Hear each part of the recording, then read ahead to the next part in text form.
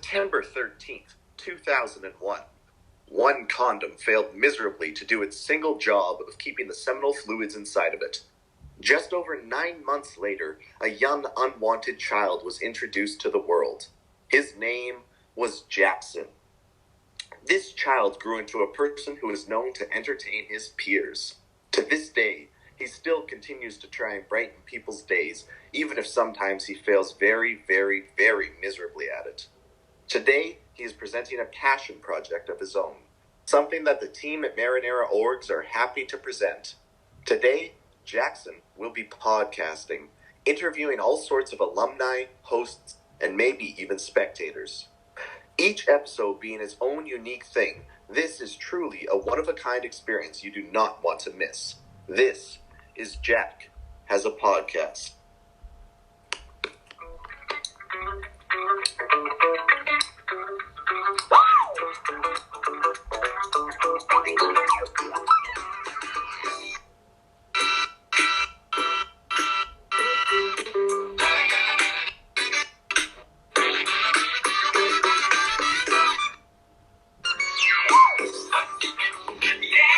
What is up, all my loyal listeners out there?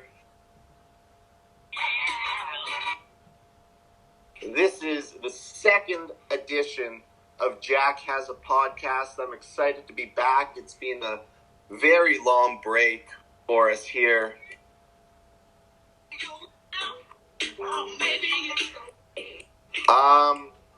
Not gonna lie, everyone.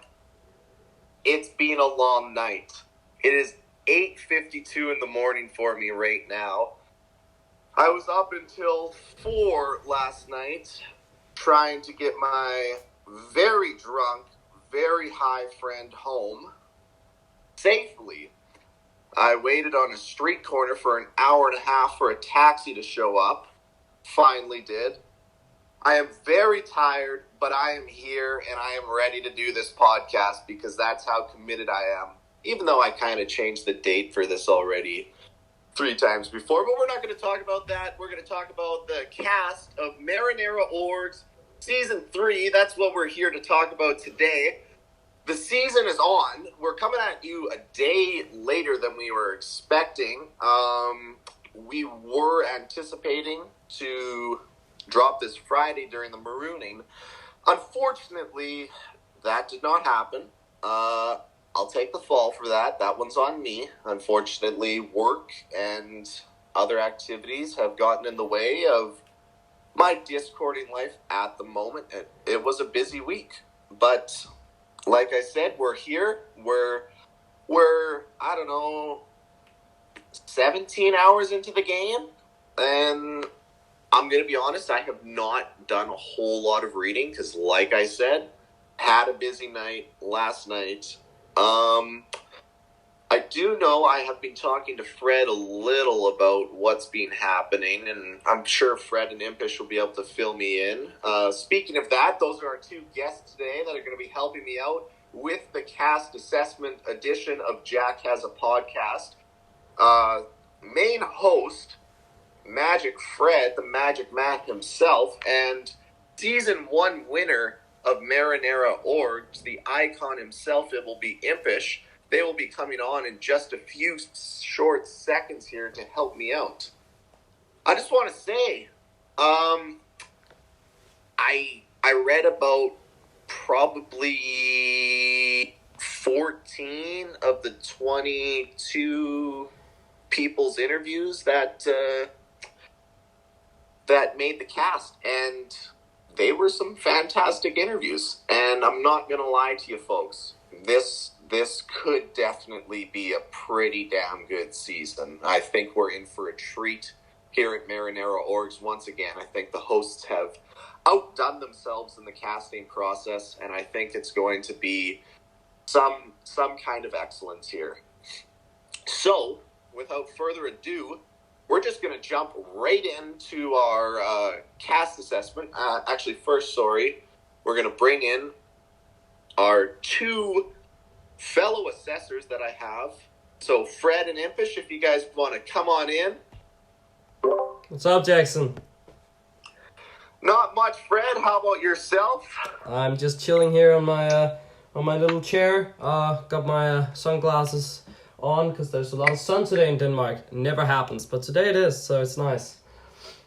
Yeah, it's cool. Yeah, I'm in my bed today. Like I was down in the basement, locked in that bedroom last podcast, I believe. But I'm in my bed today because, like I said, I'm really tired. But I like this a lot. I'm really comfortable doing this. Fantastic. You bet. Impish, how are you, my friend? What's going on, Jackson? It's a pleasure to be on, and just like you, I too am in my bed, just not locked in the basement. Yeah, honestly, that was like I waited for my roommate for about half an hour after that podcast to unlock the door for me. So that was he was trying to keep you there. It was a tricky situation I got myself into, pretty unintentionally, actually. All right, so we do have a cast assessment episode for everyone here today. However, we have a little tradition that the first time someone comes on to Jack Has a Podcast, we like to ask them questions. And this is Impish's first time on Jack Has a Podcast. So we will have some questions to ask him. Sounds good. We got 3 questions for you. We're going to roll through these, and then we're going to get to assessing the cast. First question for you is, how'd you get into orgs? I know Marinara. It was your first org, correct? Yeah, it was my first org, and okay. actually, yeah, I got into it because the co-founder alongside Fred, as probably more people know her.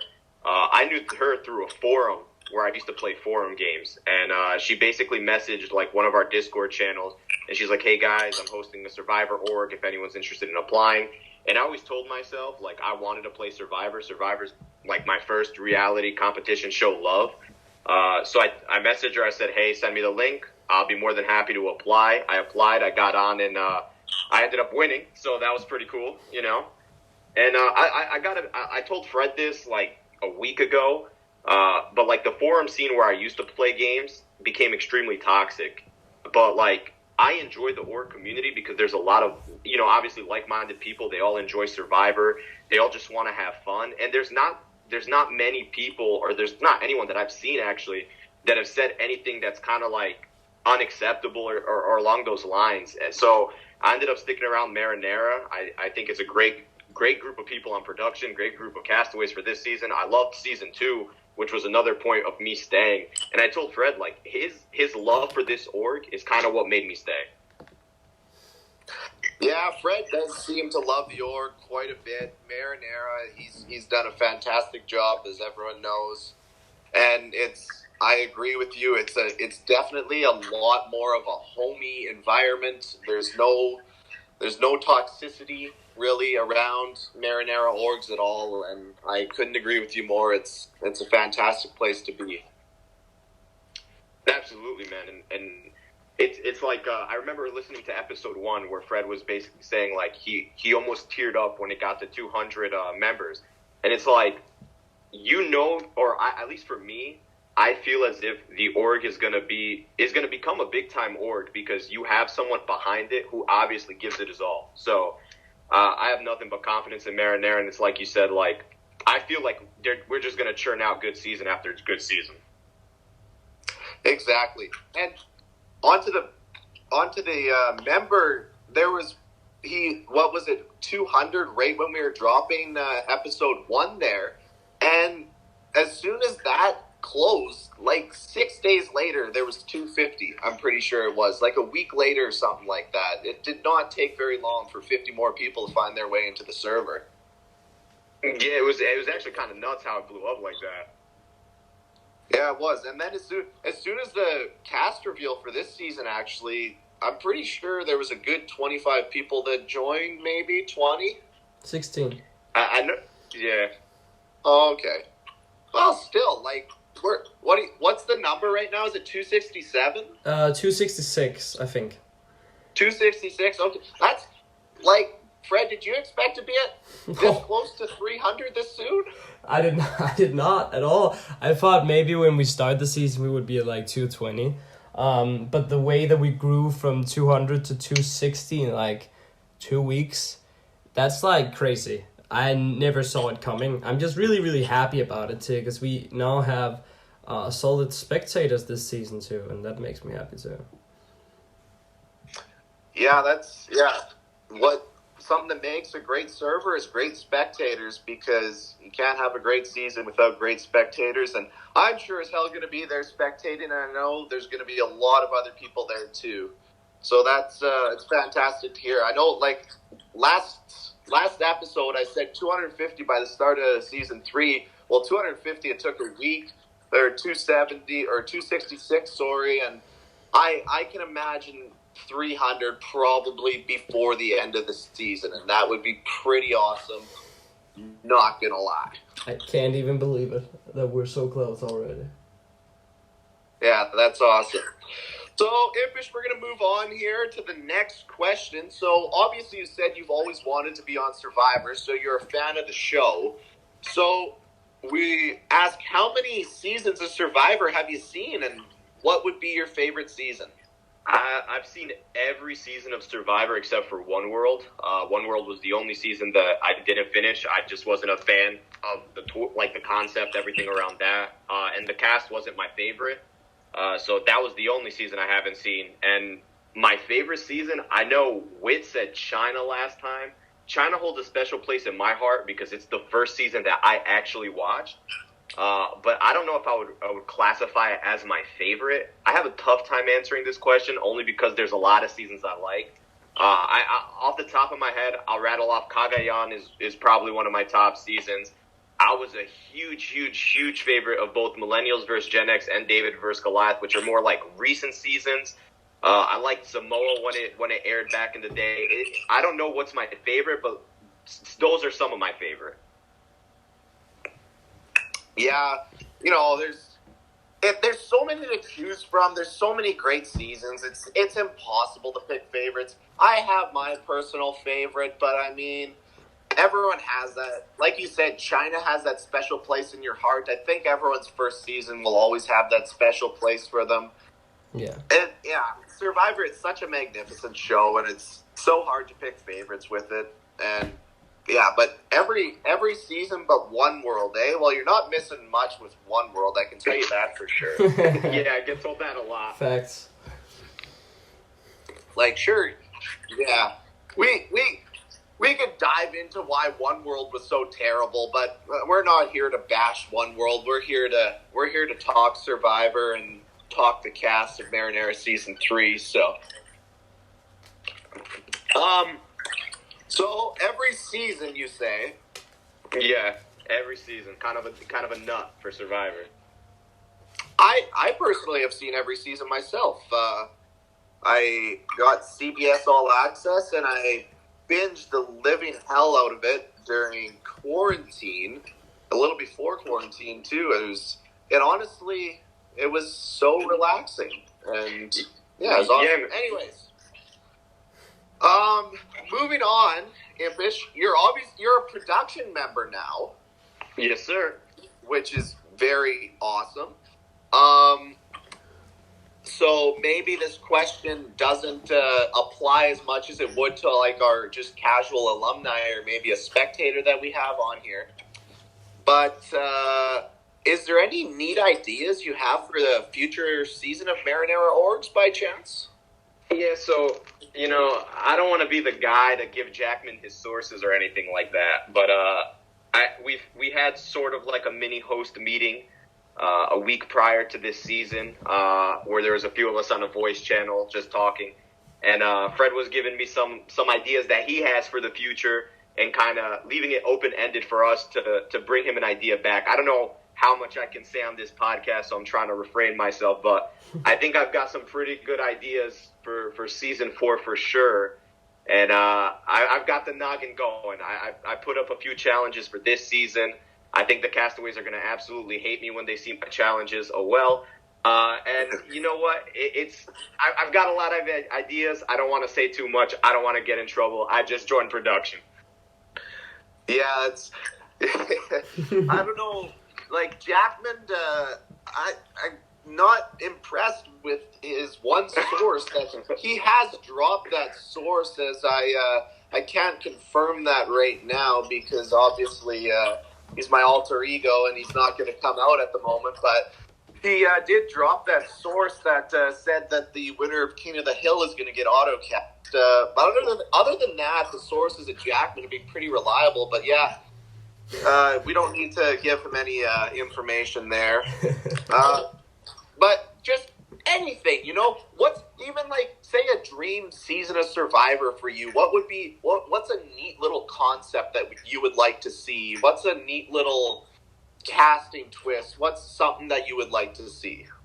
I mean, something that I would like to see eventually in Marinara, and I don't know if it will or will not. I thought the fire tokens from this previous season was an interesting twist. I think something along those lines. It doesn't necessarily have to be fire tokens, but I like the idea of having a currency, being able to use that currency as leverage, whether it be for a vote, whether it be to stay in the game, to buy an idol, something along those lines.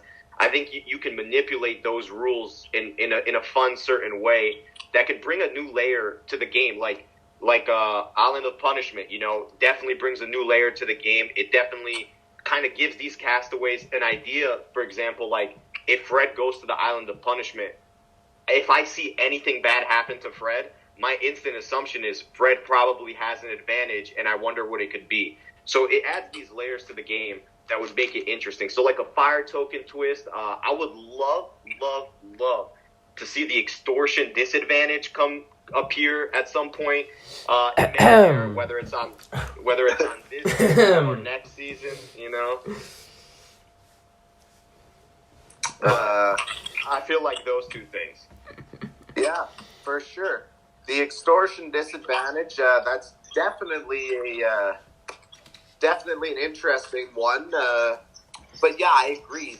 The Island of Punishment, it's going to be tricky to navigate around because no advantages. If you want an advantage, there's a good chance people are going to know about it. And I couldn't agree more with the fire tokens. It would be such a fun little thing to play with and navigate around. And I think it would be a great future twist idea there for Marinara. If you're listening there, Freddie. Mm-hmm. I am listening. Cool. All right, so all right, just grab this. All right. So I believe with that being said, we should start assessing this cast. Cool. I'm so ready. Sounds good. Cool. So we're going to go. We got a fun little game that I'm going to play with you guys here that I got set up. We're going to play an over and under game. So with each castaway, you guys are going to give your take. You guys are probably going to take more of the driver's seat on because you're the hosts, you're the production, you know a lot more about what's going on. I'll chime in as much as I can. And we're going to do a little game where I'm going to set an over and under number. I'm sure you guys have done this before with anything before, and you're just going to predict whether they make it past that point or they don't make it past that point. So we're going to set the over and under at 11 since there are 22 castaways. I was going to put it at 10 when we thought there was 20, but we're going to go to 11. So let's say we're doing Adam first. You would do your cast assessment, and at the end of it, you would say whether Adam's going to finish over 11th or under 11th. And cool. Maybe quick explanation why, and that'll be cool. We're going to do our winner picks at the end of this. It's going to be a fun time, and let's get assessing. All right. So you want us to have the driver's seat here? You guys can take the driver's seat. I'll chime in as much as I can. Like some guy, like I said, I didn't read everyone's interview. I got some notes here that were kindly sent to me by Fred. Yeah. But yeah, you guys, I was thinking you guys got that list there in the thing. I was just thinking alphabetical order going down. Yeah, sounds good. Also, is it Agincourt or Agincourt? I don't know how to pronounce that. I think it's called... I'm gonna say Agincourt. Okay, that's what... Yeah. That's what I was thinking. Anyways, all right, so we're going to start with the Agincourt tribe, and we're going to go. Okay. So you guys can start her off with Adam here. Do you want to go first, Impish, or do you want me to go first? You can go first, Fred. Okay. So Adam's an interesting player because he... the fun thing is, I think he used to be a better player than he is now. He used to be very good at his social game, but the last few games he has played, he's gone out early, and he want to use Marinara as a show-off that he can do better. He says in his interview that he wants to step up his social game, and I'm very excited to see if Adam can go and step up his social game, because Adam is very good at adapting to situations. So if he can step up the social game, and if he can start adapting better, I think Adam could do very well. Because he is a well-liked person, and he's someone who is also not a smaller name, but he has been doing bad here the last few orcs. So maybe this is his time to do better. I think Adam is definitely someone that can step his game up. You know, I remember... Like, there are there's a lot of interviews I really liked, but there's, like, a core group of people whose interviews really, really stuck with me. Yeah. And Adams was one of them. And I think it's like you said, Fred, you know, I don't know these players to the extent you do in the sense of I've just kind of been introduced into the org community. But I know Adam is in a lot of different places. A lot of people seem to know him. And it's like you said in his interview, he basically talked about how he wants to use Marinara as sort of a reintroduction to Adam as the great player that he wants to be remembered as. And I think he can do it. I think if he finds himself in a decent little spot in Agincourt early on, I think Adam has a very, very, very good opportunity to go far in this game. I'm gonna say it first. You know, I was trying to figure out who are my 11 people. Over or under 11, I would say Adam is over. You say Adam's over? I don't know. Yeah, I think he makes it to 11. You think so? Yeah, I do believe so. I think he has to survive that age gap. Some people have been talking about they want some of the younger people gone first. Adam's worried about that because he's 15, right? So if Adam can survive these first few early votes, I'm going to go with you and say yes, he's going to be over 11. Yeah, so I don't know what to say. I mean, I never got the chance to read Adam's interview. Like you said, he's Fred. You said he's on a dry spell right now, so he's obviously going to probably want to get out of that. So he's going to be playing his hardest, trying to, you know, get back on track in his org career here. So I'm not sure about an over and under. You guys both said over, so why not? I'll hop on that train and I'll say over for Adam on that one. Cool. All right, so we're going to move on to Azarius. Ooh. If you guys are good on Adam, are you guys good on Adam? Yeah. Yeah, I'm good with Adam. I'm good with Adam, yeah. All right, cool. So let's move on to Azarius here. So I'm going to let you start now, Impish. Yeah, all right, yeah. So Azarius, you know, I talk about those interviews with core people sticking in my mind. And although Azarius' interview is really, really great, he's just like on the cusp for me of having that perfect interview. I know he changed his PFP to Tony right before the season started. He changed it again. And I'm thinking to myself, I'm like, man, is he going to try and be a Tony? Is that kind of the avenue that he's working for? Early on, like, there was a lot I wanted to talk about in his interview, but I'm going to flip the script and just talk about what he's writing in his confessionals right now.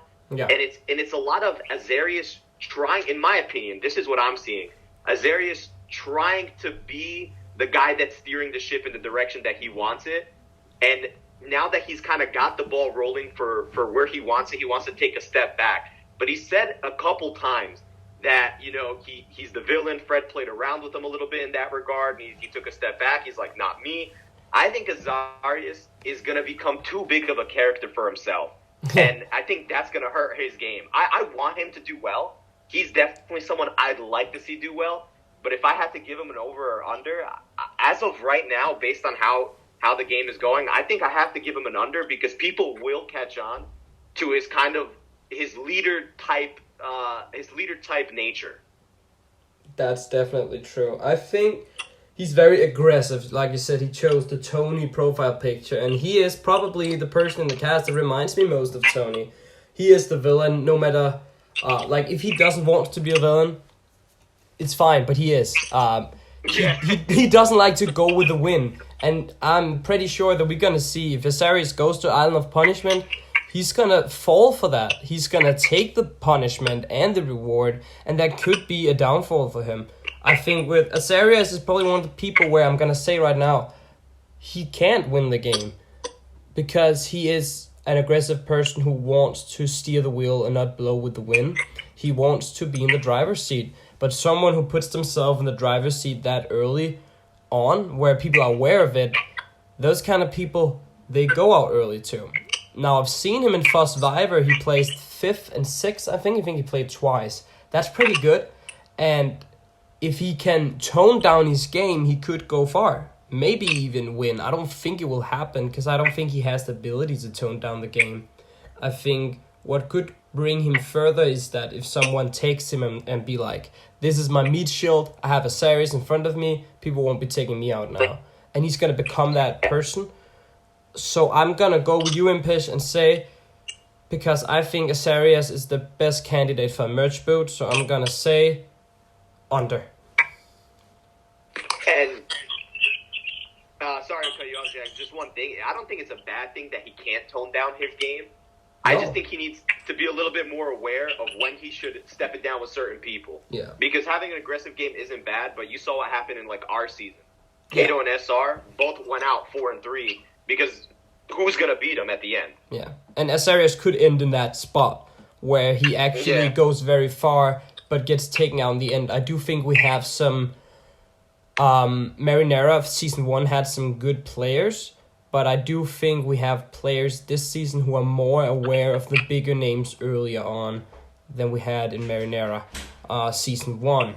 So I'm going to go ahead and say that, Viserys is a big and fantastic character, but he's going to go out just before the merge, I think. Yeah. So a lot of people in orgs try to play the Tony game. They try to drive the ship, they try to be the villain. It either works out really well or really poorly. Yeah. And lots of the time, I'm going to say a good majority of the time, it's going to be really poorly. There is a lot, like Fred said, like Impish has said, there's a lot of threats in this game. And they're going to be looking for anything that they can use to get anyone that's not themselves out of this game. I can think of 5 players that are going to use his over-the-top antics as a way to just get him out of the game because, they're going to be struggling to stay in the game. So I'm going to go with the under. I know I'm kind of following you guys, but, I agree with everything you're saying. So That's cool. All right. So the next one is Brennan. Yeah. Okay, I'm gonna. Do you want to go first, Jackson? I can go first on this one because give it a try. I know a little bit about Brennan. I am now an alumni in Hollywood, where I know Brennan has done very well. He has finished 2nd there, and can't remember what he did his first season, but I know. So just on that, I know he has the potential to make it very far in games. I believe he's a really social player. He also complimented episode 1 of the podcast, which I really appreciated. He is a bit younger, and like you said, maybe players are talking about taking the younger players out, so he might find himself in a little bit of trouble early, but I really believe that he will have the social ability to get himself out of a rut if he finds himself in it. Oh, yeah. So you're going with over. Oh yeah, I'm gonna go with the over on Brandon on this one. I feel like this is me. I feel like Brennan, he's either going to be an early merge boot or a finale loser or a winner. He might even win. I don't know. He's an early merge boot or a finale guy. Yeah. That's what I'm saying. I agree. I think the thing that stands out to me is that Brennan is actually someone who wants to become an actor. He's a super good actor. He wants to go to acting school, and he has some abilities there too. Brennan is someone who will literally go down and be the nicest person to you. Very nice, and then go down, write your name in his confessional. Without a doubt. And you won't feel it coming.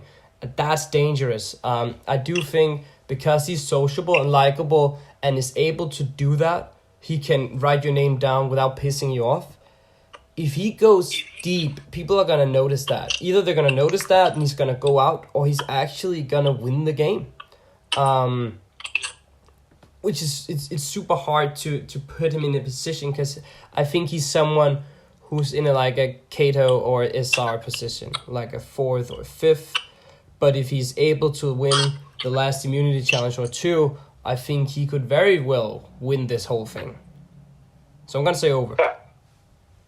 I would definitely jump on that bandwagon. In season 1, I used the term social chameleon, and I think that fits almost perfectly to Brennan. To much of what you were saying, Fred. I feel like you guys basically hit all the nails in the head. I think Brennan could very much find himself, and I don't want to compare too many people to the season 1 people, but I'm most familiar with them because I played with them. I can very much see him be sort of a Kato in this season, in the sense of everybody feels good with him, and not a lot of people see it coming. So he's going to be a fountain of information where people are going to continue to feed into him. And I think in the sense of Kato, where he'll be different, is Brennan's going to hold on to that information and use it for himself, as opposed to spread misinformation around. I like Brennan over, and to what you guys said, I think Brennan is a possible top 5, top 6, top 4 candidate, if not making it to the final. Definitely. I agree with that. So we all got the over on Brennan there. Yeah, it sounds like it. Very cool. So the next one is Kara. I want to start on this one. Allow me to start. Oh, Allow okay. me to start on this Jackson one. start. This is, if I may say, the least surprising cast reveal in Marinara ORGs history. Because for those of you out there that don't know, Fred and Kara are in the midst of a passionate love affair. And I guarantee you that Kara blackmailed Fred into putting her on this season. Kara would have phoned Fred up one night and said to Fred, "Fred, oh my God, if you cut me from this season, I am going to cut you from my life." I guarantee you that is what happened. And Fred, in utter fear, immediately put her on the season. And here she is, on the cast of Season 3 Marinara ORGs, because of Zach Funky, who introduced Kara to Fred. So Kara can thank Zach for that. But no, like I said, this is very unsurprising. Then again, Kara's a pretty good player and a pretty good character, so she probably had a good chance, even if she didn't know Fred previously. But here's the thing about Kara. She has a reputation, and she definitely could find herself into a lot of trouble. Winning King of the Hill, I don't think it did good for her. I really think she's going to be in a lot of trouble really early on. I think a lot of people are going to go after her. I don't think she's going to be used as a shield. She's got to find a way to save herself, because I really think her reputation is going to precede her into this game. I honestly think that Kara needs to channel her inner Parvati here, and she needs to start flirting and using her attractive looks and personality to her advantage here. Because honestly, I don't see her doing well because of her reputation. And for that, I am going with the under on Kara. She's a good player, don't get me wrong. She's a good player, but I just think she has a reputation. and it's not. I don't think it's going to work for her this season. That's true. She's gonna be mad at me because I'm gonna agree with you. Because Kara is, if nobody here knew each other or each other's reputations, I would say Kara was the best player here. Kara would win. But because people know who she is, she just won Marviver. She played in Survivor Orc. She won Dorkfin All Stars. If people have seen that, they're gonna assume that she's probably really good, and they're gonna write her name down or want her out. And she, just like you said, if she wants to go far, she has to grab someone like Jack or Jacob, who are 20-year-old boys who's maybe could fall for her, or even Asarius, who's 17, people who are close to her age and use the poverty skills, as you're saying. Because she is an extremely good social player. She's good strategical, and she's super good physical. The thing is, if she makes it to Final 7 or so, she wins the game because she's going to win all the immunity challenges until the end. I think I'm going to go ahead and agree with you, and she's going to be mad at me.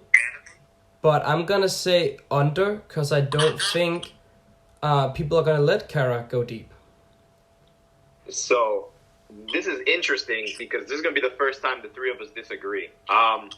Obviously, I have no idea who Kara is. Kara, to me, is what she is in her interview.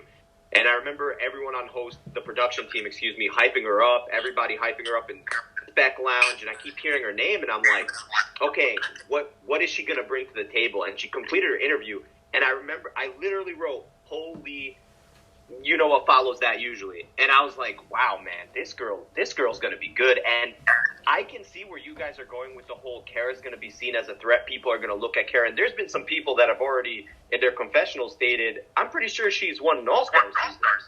Here's the thing.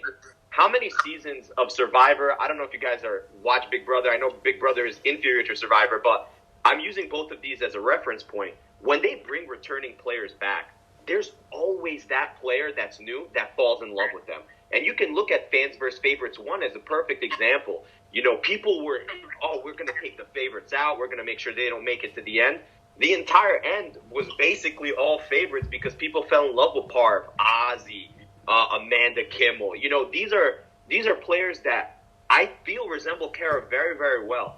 And if she can just find those players that maybe are a little newer to the scene, that maybe don't necessarily have as much knowledge on the org community, even players that have witnessed her in maybe 1 or 2 games that are like, wow, I'm a huge fan. I really, really, really want to work with her. Perfect example is in season 2, and I don't remember exactly which way it went, but I'm pretty sure it was either Sherlock or Zach that had watched Tiago or vice versa, and that kind of led them to working together, even though they knew they were a good player. I'm going to say Kara's an over because I think people are going to fall in love with her, not necessarily for her flirtatious game, but just for her social game, and they will bring her along. And I think it'll be a mistake, but Kara's an over for me.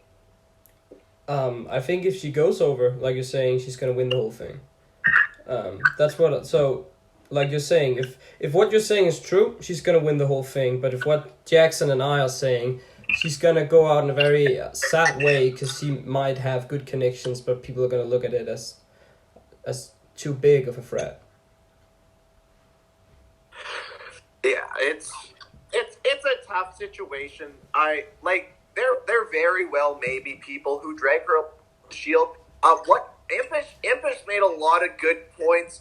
Impish is like Impish said, he knows Kara from her interview, and it's just tough because it's really tough. But yeah, I gotta stick to the under. It's tough to say. Anyways, we're gonna move on to our only other female on Agincourt, and that is Everest. That's an interesting character because she's probably the person here who's mostly an over-the-top character. Someone who comes in and doesn't play a role of being character, but is a character, just like you were. She's super over the top, and it could hurt her very much. It could also bring her further, because that over the topness, some people are dragged to that in in DMs, some people like to have this person where they can just scream at them and they will scream back. Kind of like if you get scared, you have this person where you can do the keyboard smash and they will do keyboard smash back. And some people really well connect with that, while other people, they don't connect with that at all. And that, I think, is super interesting. Let me make up some notes here. I think what Everest could bring to the table is she is willing to do anything to win. She could very well be the next Russell Hands of Marinara ORGs. She is so cunning, and she is probably also a villain, but unlike Asarius, you're not aware that Everest is gonna stab you in the back with a snap. It's gonna happen just like that. So I think Everest could either go early because she is like that, or she sits at the end and will lose because people are pretty pissed off at her. So I'm gonna go ahead and say, this is hard. I'm gonna go ahead and say over.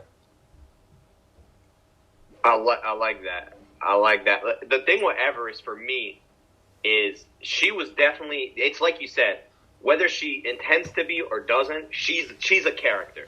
She is like, I for whatever reason, I've read her interview, I've seen like her confessionals thus far, and I keep thinking character rankings.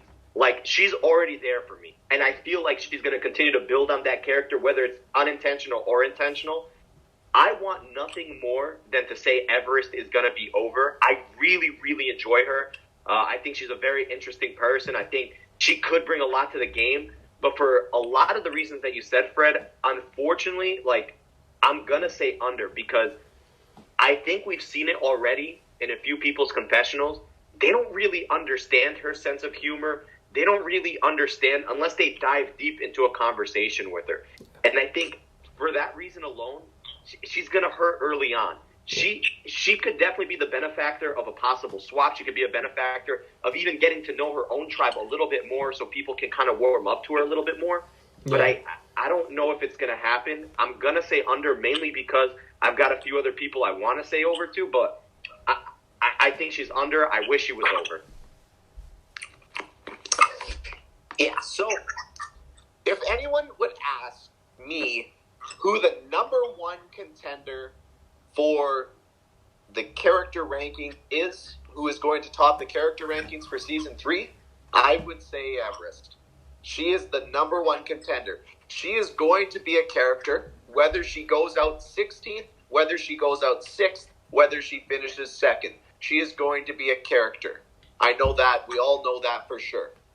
Definitely. The thing is, will she be a character with good gameplay, or will she just be a character that's there in the season? That's the question that we're all wondering. She will be an icon if she makes it far. That's the truth, and you can't convince me otherwise. She was the first interview I read. As soon as Fred gave me access to the interviews, she was the first interview I read, and immediately I said, "Oh my God! If this is the first interview I'm reading, this is amazing." If this is the first interview I'm reading, and there's 22 more of these interviews, or 21 more, or 2019, sorry. But yeah, she is going to be a character. It's going to be fun to watch her. Whether or not she makes it far, that's the real question. I honestly think she's going to make it far. I do. Like Fred said, she could get to the end and not win because she may have rubbed people the wrong way or something like that, but I honestly believe that she is going to make it very far in this game, and I am going to go with the over. I hope. I certainly hope.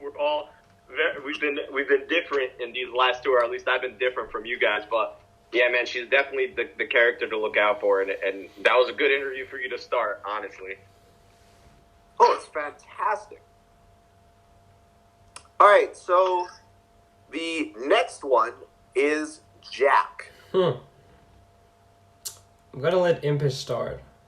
Yeah, I was gonna say I'll take the reins for this one. Jack was one of the interviews that I remember rating pretty high. I think he's definitely another in the character mold, not necessarily to the level that Everest is, but I think he can bring a lot to the table, both in terms of gameplay and in terms of just being a character in general. Here's the main thing, scrap everything I wanted to say about him. Had we done this show a day earlier, the big takeaway for Jack right now, and I think the takeaway that's probably the most important, is he was MIA for a majority of the start of yesterday. And I know it's still super early on, but when you have a tribal council, and he's not in trouble, or I don't think he's in trouble, but I think that late start kind of puts him down a lot of people's list. Where, let's just say, Adam and Azarius, I'm just taking two names, had all day pretty much yesterday after marooning to talk. Adam and Jack only had, I don't know, maybe an hour, 30-minute conversation, and that applies to every single castaway on the Agincourt tribe. Jack is already starting at a very low point on his tribe because he wasn't around from the get. And although I don't think it'll hurt him this tribal council, I think if Agincourt finds itself in a little bit of a losing streak, I think Jack is a name that's going to be brought up very, very early, because he's a guy that wasn't there from the get-go, and he wasn't a guy to be able to establish himself. Like, how quick do you form an alliance where you're like, that's my person, that's my number one? I can tell you, for me, it took about a day. Granted, my tribe was pretty much non-existent in the early portion of the game, but like, when I merged, when I swapped, I made an instant connection right away. I said, this is going to be the guy that I can roll with throughout the entirety of the game. So I think Jack is missing that, and for that reason, I'm going to say under on Jack. Jackson? Yeah, I did read that. I was driving during the cast reveal, and I got to my condo, and I scrolled through the tribal chat, and I see a message that says, hey guys, I'm probably going to be away for a while. I'm playing a 50-person speed. And immediately I said, dude, you're screwed, man. Like, honestly, I agree with a lot of what Impish said. Like, a lot of it. It's going to be so tough for him. Like, I think he's already dug himself into a rut here. And you need to have people you can rely on. And if I'm looking for people who I can rely on day one in the game, I'm not looking to a person who I've talked 20 minutes with. And for that reason, I'm going to go with the under as well, because I just think he's in a rut right now, and it's going to be tough for him to get out. Yeah. If I was in his position yesterday, I would have quit the 50-person speed, so I would have been able to message this bigger org. But looking at his interview, you can see that he can come off a little cocky. But when you look at Hollywood orgs and you look, he's a fan favorite too. There are like opposites here, and sometimes opposites do meet. He is a strategic guy, and he calls himself a more strategic Fabio, which means that maybe he actually does have the skills to look like someone who's not really a game player, but is. So he's going to be there, and people are going to be like, okay, there's Jack. He doesn't really play the game, so we keep him in. But really, he is playing the game. So, like you guys said, if he hadn't missed the first few hours, he would have been a top contender for me. Because he's a chill, nice guy. The question is, now that he missed the first few minutes and hours here, will he be able to recover? If he's able to recover, I will say, yes, he's going to be over. If you can't recover, it's going to be, like you guys said, under. But because I like to just disagree, I'm going to go say he's going to be able to recover and go over. Okay, so good luck with that one, Fred. Thank you. So, correct me if I'm wrong, but Brennan and Jack, did they play together in Hollywood Orgs? Does anyone know that? I am not aware, actually. I just feel like there's going to be sort of a Brennan, like I feel like they're going to be connected for better or for worse in one way because they both played over in Hollywood Orgs. And I I don't know. I just think he's going to be such an easy target that no one's going to pass up on. But that's just me. So the next, we're going to do Jacob. He's interesting because he's someone who, on paper, plays the game that everybody wants to play. He will lay pre-merge or under the radar pre-merge, and when the merge starts, he's gonna take a little control of the game and be aware of the situation. He's gonna be able to be in the driver's seat without really having that target on him, because pre-merge he wasn't really in the driver's seat. So I think Jacob is someone who could very well be one of the bigger winner contenders, because he has a decent social game and he's able to lay under the radar pre-merge.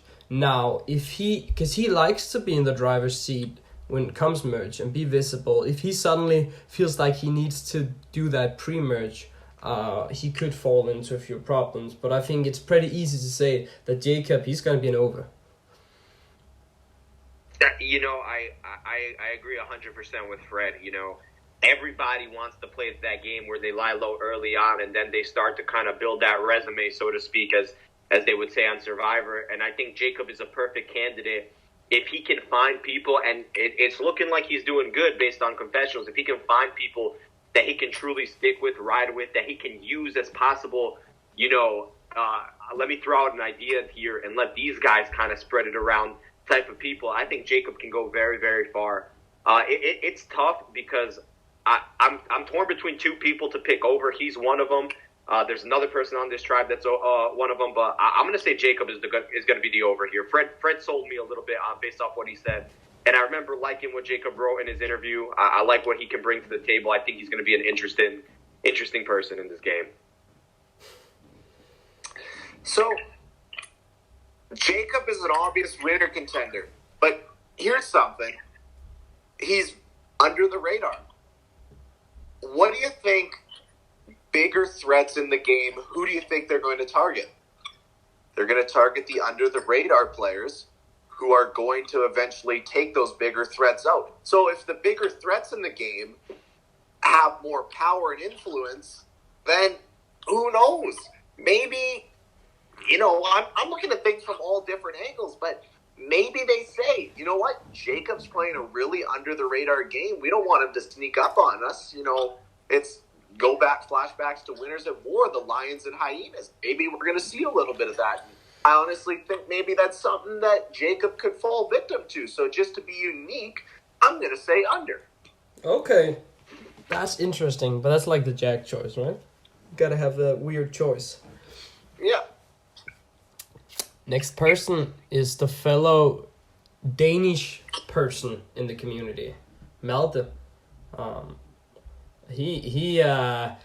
was talking with Impish before I went into chat that I said there were some people who weren't gonna win, and I think sadly I'm gonna put Malte in that category because he is, first of all, he's younger than the other cast members, but he's also very over the top, and I don't think he's that strategic, as he employs himself as a social and strategic player, but in the end I don't really think he has the strategic skills to be a person people want to vote for in the end. What I do think he could be is someone who could sit at the end and receive an amount of 0 votes.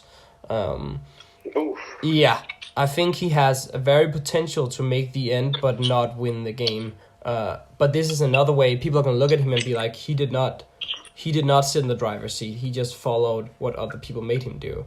I think that could become a problem for him. If he wants to be in the driver's seat, it's going to be all over the place. I don't think he's going to be able to really control the game. But I'm going to say, because he had a rough start, so I'm going to say under for Malte.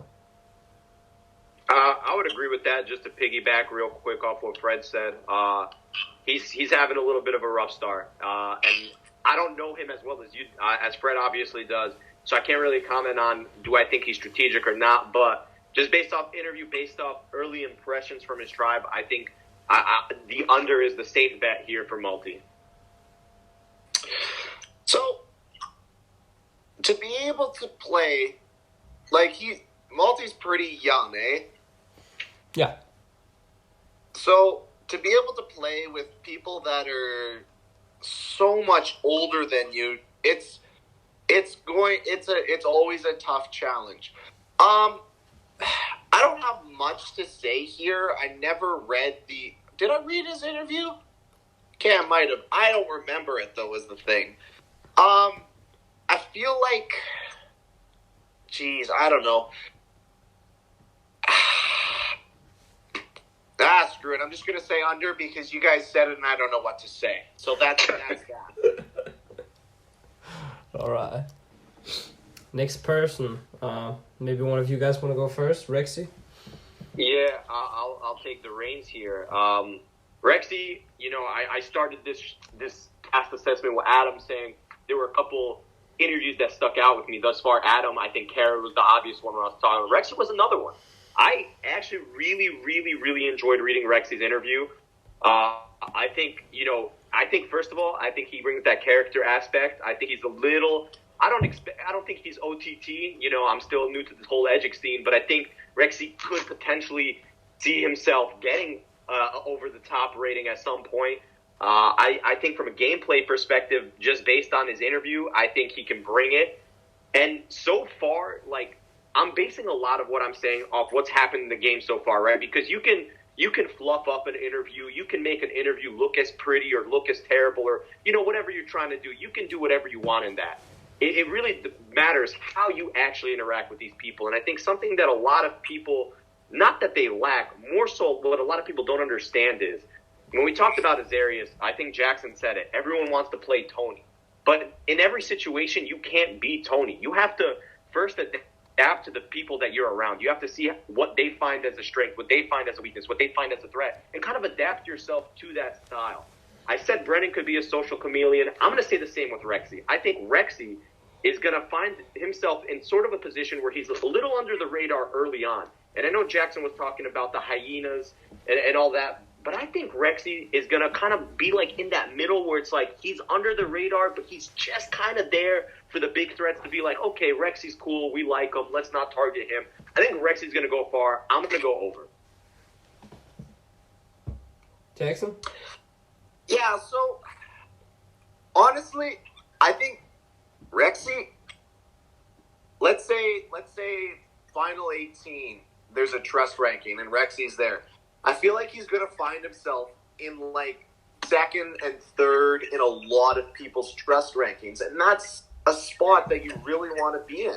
Not at the top of people's trust rankings, not at the bottom, just nicely in everyone's trust rankings. And I think that he's going to be social to find himself in a decent spot early in the game. And he just needs to use that to his advantage, get to the merge. And then as soon as you get to the merge, I honestly think that he will do well. Honestly, I think this is me, I think he can make the finale. Because I feel like that he has the potential to slide himself into people's trust rankings very nicely. And as soon as that happens, he's set for the pre-merge, basically, barring a swap or anything like that, which I'm not sure. We don't have to say anything about that. But honestly, I really think that he could potentially make the finale. I'm going to go with the over. I couldn't agree more with you guys. I think Rexy only has one thing against him and winning the title of Soul Survivor, and that is his time zone. He has probably the worst time zone out of any player left in the game, really. But looking at it, I do think Rexy has one of the more superior social games. He's a likable guy who can suddenly break out and be a dominant player too, if he needs to be. But like you said, he's going to be on top of a lot of social or a lot of trust rankings. One thing I do think is that Rexy could butt heads at the end of the season, around the finale or before that, with some other bigger threats who wants to be dominant. Here the question would be, can Rexy overshadow his dominance, or will he fall behind there and be the person who gets voted out because there's two dominant players in the end? I'm gonna say over because Rexy is probably one of the locks to go over, I think. But I'm also gonna say that if he does make the finale, he's very well close to winning the game. But if it's just before, he could go out, I think, at 8th or 9th. Okay, very interesting. So the next person is unknown. This is Fred, you got to start this. okay. Unknown is a big fan of Marinara, and he just wrote that he's so excited to play the game, and I love Unknown. He's a really cool guy. Now, the problem here is that Unknown had a very rough start. His social game is not as good as others. He has a little harder time answering people's questions and leaving people a little bit on read. I can see that in other confessionals.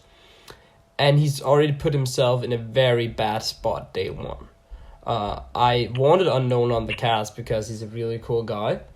But I think the problem here with Unknown is that he is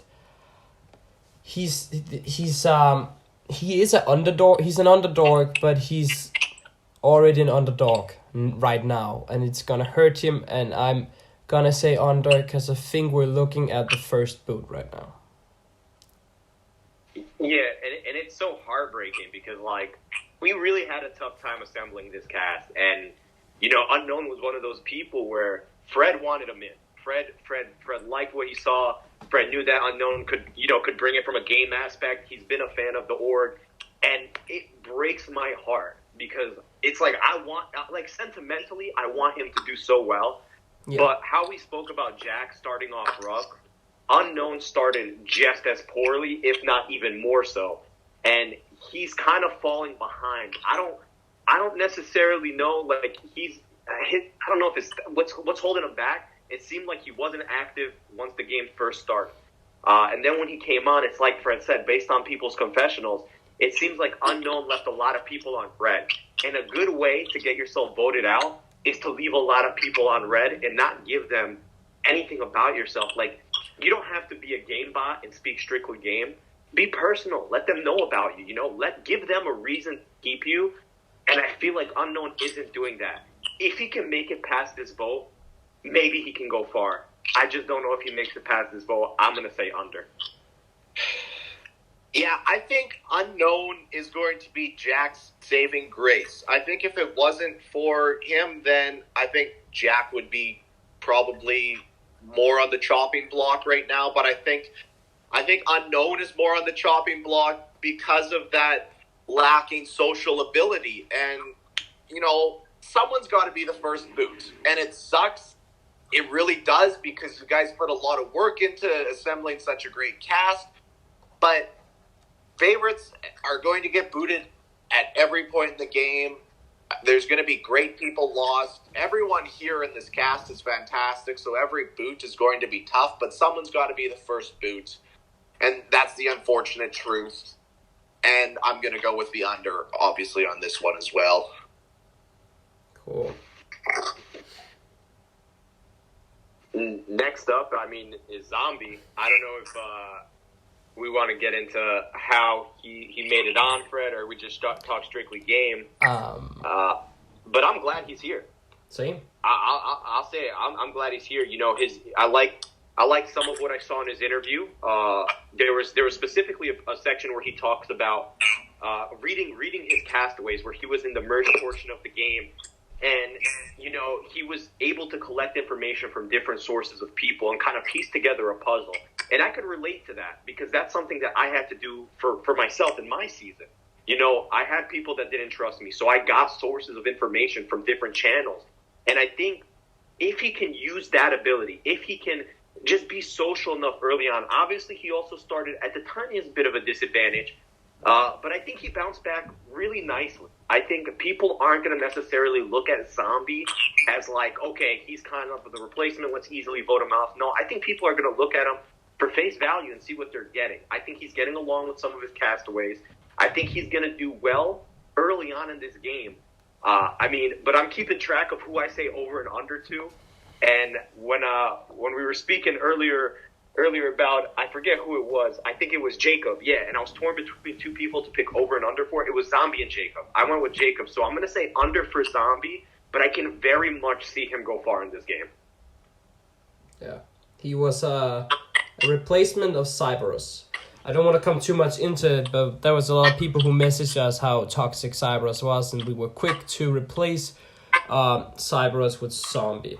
And now we do have Zombie, who's very interesting, but he's showing that he wants to play so bad. He was so sad when he wasn't cast, and 10 minutes after I went, do you still want to play? And he was like, oh my god, yes.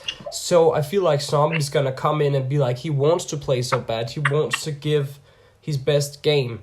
What I do think, he's gonna have a little rough start, but he's gonna be a person who's gonna be laying very middle of everyone's trust ranking, and that's a decent position pre-merge. So I'm gonna go ahead and say that Zombie is gonna go over.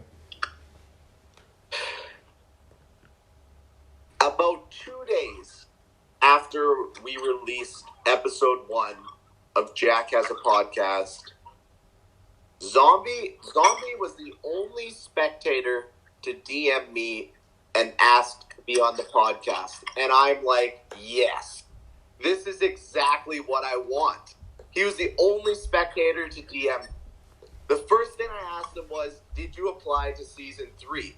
Because obviously I knew that the next podcast was going to be the cast assessment for season 3. So I knew if he applied, then he couldn't do his own cast assessment. Anyways, he said he did, and I told him, okay, go win season 3, and you can be on the podcast at the end of the season. Weeks later,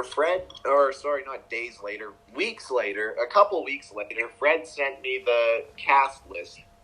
Zombie was not on it. And I think he's on a mission right now, if I'm being honest, because if I'm a guy who gets cut and then gets cast 10 minutes later after getting cut, I'm going to be on a mission to prove you guys wrong, to prove that I should have been on the cast in the first place. And I honestly think he's going to use that as fuel, and I think he's going to go over. Amazing. I'm excited to see Zombie. Very excited. All right, so that does it for the Agincourt tribe. We are now going to move on to the series. Hey, question for you, Fred. Yeah. Before we move on. Where did you get these tribe names from? It was actually Sherlock who found them. But they are both names of ships that brought prisoners to the island. Okay, that's very cool. Anyways, we'll move on. I was just curious. So, moving on to the serious tribe, we're going to kick it off with Daniel. Anyone wants to go first? I went first for Zombie, but I'll open it up for Daniel too. Cool. I have nothing but good things to say about Daniel. I actually liken him a lot to Rexy. A lot of what I said for Rexy, I think, applies perfectly for Daniel. I think game-wise, he's strategic enough to understand where he is. He wrote a little something interesting in his confessional today where it feels like the more he's playing orgs, the more paranoia is starting to get to him a little bit, which worries me just a tiny bit. But a little paranoia doesn't hurt every now and then. He basically said it in his confessional, when you feel safe in Survivor is when you get booted from Survivor. And I couldn't agree with that more. I think Daniel, just as I talked about Rexy, I think he is going to be a very strong but not considered player. And by that I mean people aren't going to look at him immediately. And I think once they start looking Daniel's way, it's too late. I think Daniel, for me, is a top contender. In my personal opinion, Daniel is a top 5, top 6 type of player this season. I think he's going to show it socially. I want to see, I don't really know how anyone ranks in terms of how well they do in competition, so that's obviously going to, impact my rankings after this show. So I'm just basing it off what I see. I think Daniel's going to be a guy that goes completely far. He is like a slam dunk over for me, is how sure I am that Daniel's going to make it far. I agree. I'm gonna be I'm gonna put something out there, and I'm gonna be like, Daniel makes Final 3. I'm pretty much 80% sure he's going to make Final 3 because he's a super loyal person. He's under the radar and he goes deep very often, I think. So I think he could either sit at the end and win in a narrow vote or lose in a narrow vote. I think that's really where Daniel is. I think Impish is very right. I do think the only thing that would stop Daniel from going far is a swap-screwed person. If he gets swap-screwed or something happens at Island of Punishment, he could go early. But otherwise, I'm going to also say over because I don't feel like there's anything stopping Daniel from getting far.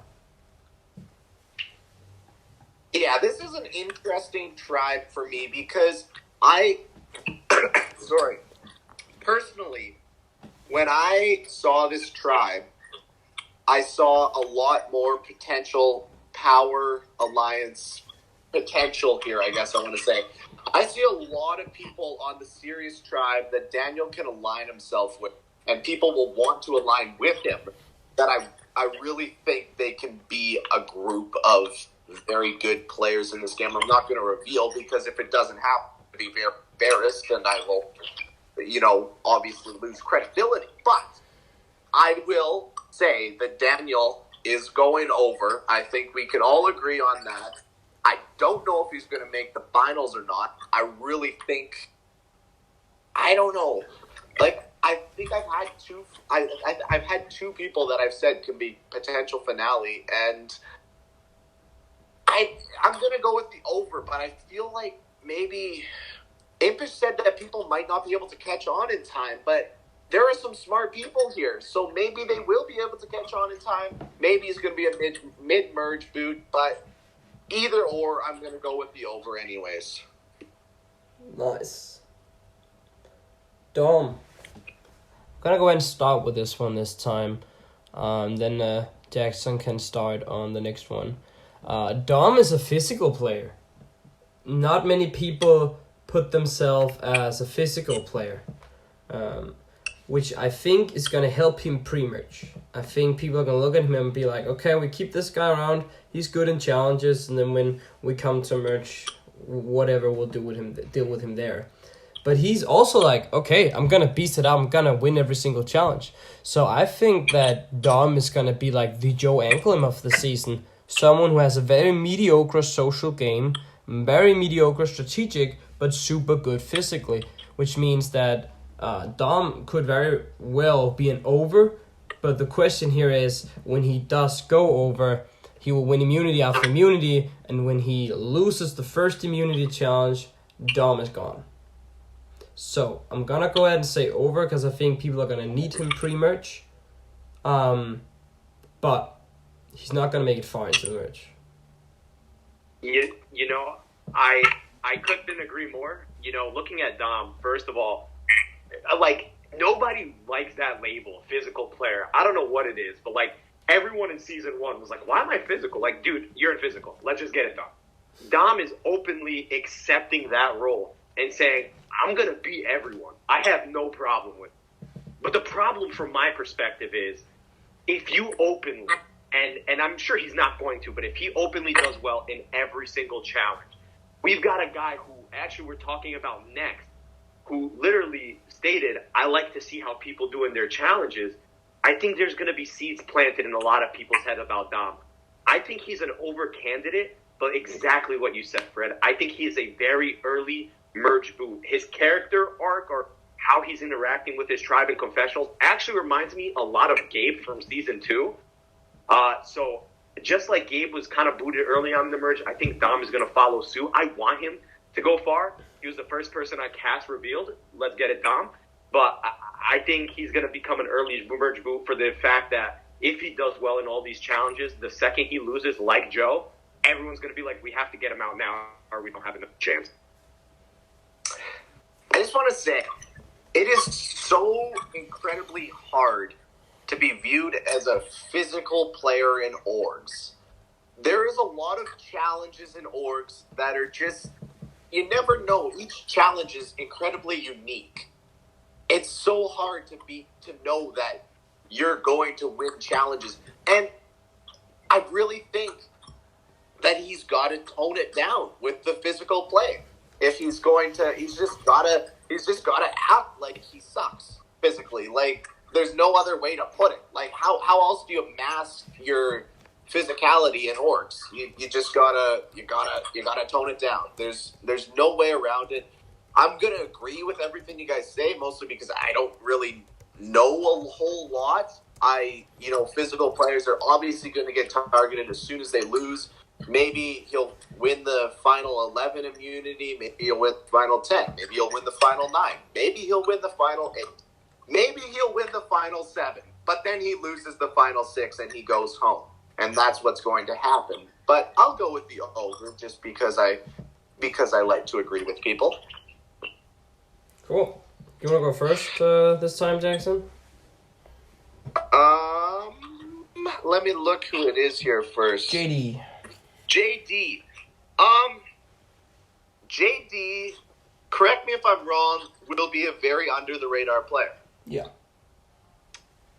I think he, I know I keep going back and forth a little bit with whether an under-the-radar player is going to make it far or not, but some under-the-radar players are obviously going to make it far, and I think I've made those picks already. I think that JD is going to be another person that falls victim to maybe some of the bigger threats, trying to eliminate the people that are going to come out of nowhere and destroy their games. And for that reason, I'm going to go with the under on JD, just because I feel like that I don't know, I think he's going to fall victim, like I said, to those big threats. And there's only so many under-the-radar players that can make it to the merge. I couldn't agree more with Jackson. I think with JD, as I was talking about Dom, JD talked about openly in his interview about how he looks for player strengths. He likes to plant those seeds. The problem with JD, and I've seen him in TN's The Challenge org. I didn't really expect that, but I know he was there. I know a lot of people know him. He's kind of a big name while not being a big, if that makes sense. I think the problem with him that everyone in their confessional is writing about is JD comes off very game body-ish. Like, he doesn't really add that personal flair to a lot of conversation. And it's possible he takes a while to warm up to people, which there's nothing wrong. But I think JD is going to fall victim eventually to not really personally connecting with anyone. I think it's going to be a social game that's going to be his downfall. I'm going to go with the under, just like Jackson said. I'm gonna make it quick because I'm in the middle of tribal counseling for Survivor, and my heart is beating out of my chest. I think I succeeded this vote, hopefully. So JD, yeah, he's under the radar, but someone who's under the radar while playing the game, quite visible in a way.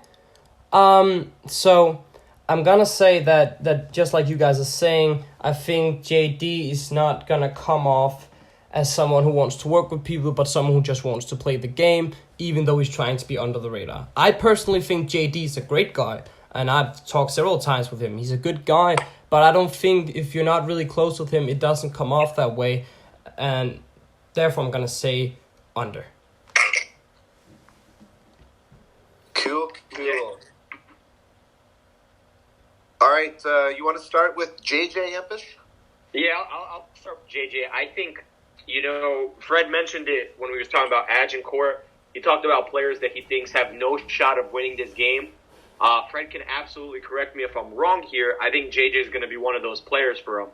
JJ is coming out hot and heavy. He is coming on real strong. He's the first person to create an alliance chat in this game. I think a lot of people are seeing his over-aggressiveness.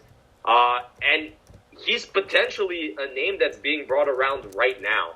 It's possible that he continues to float by as, the guy that will eventually get, but I think JJ's in a hurt. I think JJ, unfortunately, overplayed, and it's so unfortunate to say that because it's you're getting tossed instantly to a tribal council. People have to start gaming.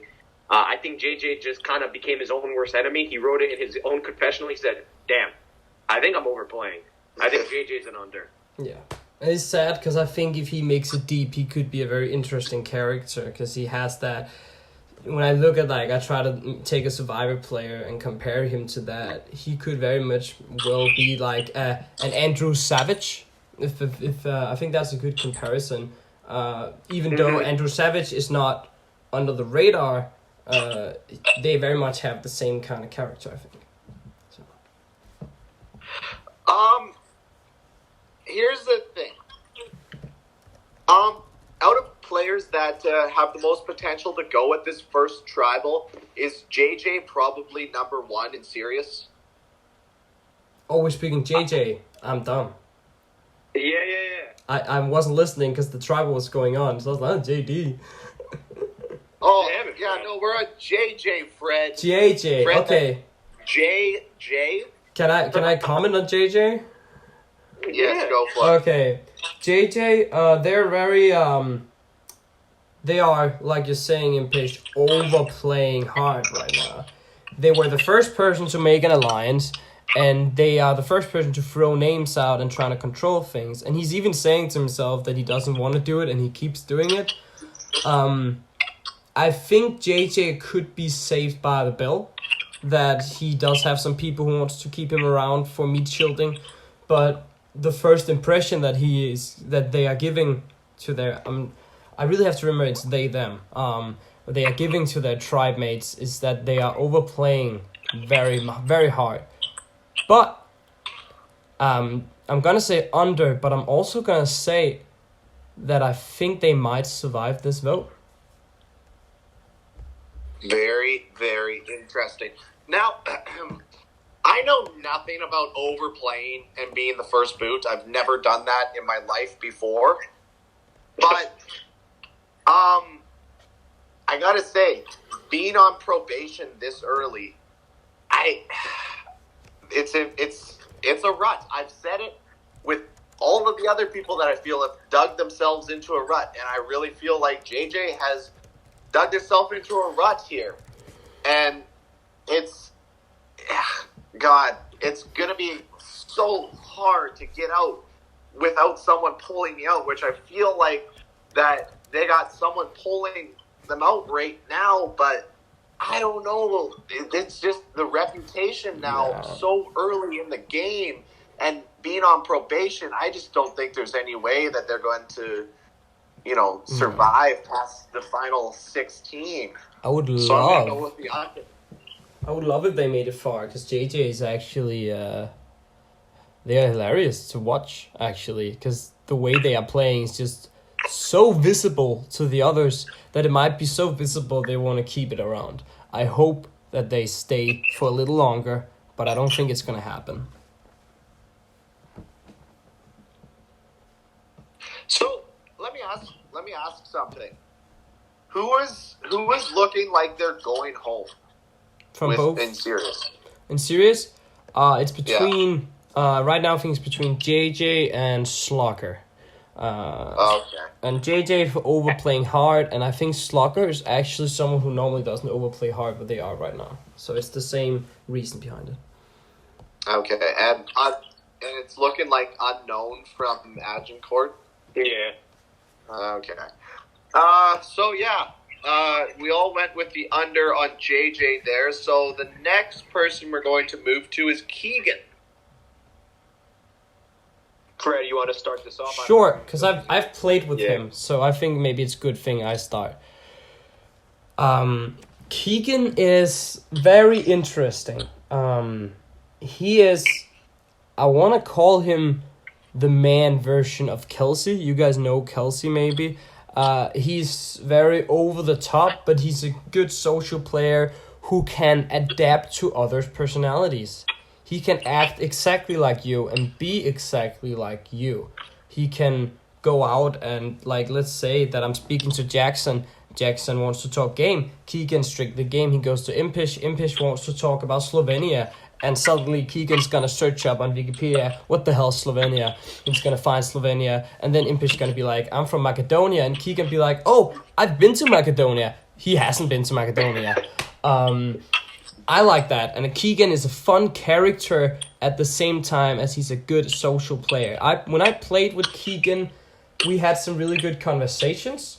I do think what broke Keegan's game early on was that he was not very well connected with the person who went on to win the season. So I think Keegan has to just try to be very well connected with everyone, otherwise he'll go around the merge. But I'm gonna say over because I love Keegan. He's hilarious.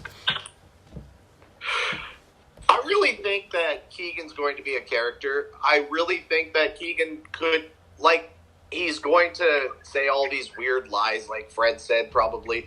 I honestly, as soon as I said over and under, I knew I was going to go with the over on Keegan just because I got a good feeling about this one, not going to lie. He may not win, but I got a good feeling that he's going to provide a show for the viewers, for the production team. I'm going to go with the over. Whether or not he wins, whether he's the mid-merge boot, I really think it's going to be an entertaining ride with him. I agree with you guys. I think Keegan is definitely an over. Just based off what Fred said, his interview was good, but based off what Fred said about how he's able to kind of flip that switch for certain people, I think that's such an important ability to have, especially in like an org or a game like Survivor in general.